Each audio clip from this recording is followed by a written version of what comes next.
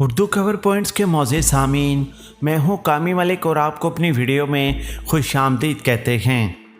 प्यारे दोस्तों, अफ़गानिस्तान का मुस्तकबिल अब अफ़गानिस्तान तालिबान में नज़र आ रहा है और अफ़गानिस्तान में मुस्तकबिल में S-400 तैनात करने का पाकिस्तान, चाइना, रूस और अफ़गानिस्तान तालिबान का बड़ा प्लान सामने है। अमेरिका के निकलने के बाद अफ़गानिस्तान तालिबान काबुल का कंट्रोल संभाल के मुकम्मल तौर पर अफ़गानिस्तान का जोग्राफिया बदल देगा। वीडियो की मज़ीद तफसील में जाने से पहले हमारी वीडियो को लाइक करके चैनल को सब्सक्राइब करना मत भूलिएगा। नीचे हमारी वीडियो को लाइक कमेंट करके सोशल मीडिया अकाउंट्स पर शेयर करें। प्यारे दोस्तों, अमेरिका के निकलने के बाद पाकिस्तान, चाइना, रूस अफ़गानिस्तान तालिबान की एयरफोर्स को तैयार करेंगे।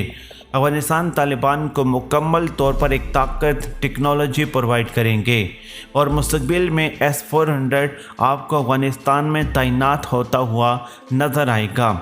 काबुल की सिक्योरिटी और काबुल को मजबूत करने के लिए अशरफ गनी ने इस वक्त सर तोड़ कोशिशें कर रखी हैं। अशरफ गनी मुकम्मल तौर पर कोशिश कर रहे हैं कि काबुल तक अफ़गानिस्तान तालिबान को आने से रोका जाए।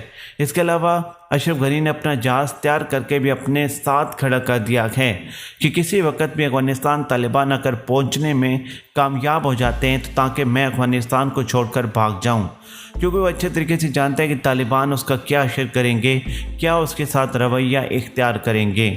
अब अफ़गानिस्तान का फ्यूचर डिसाइड होने जा रहा है।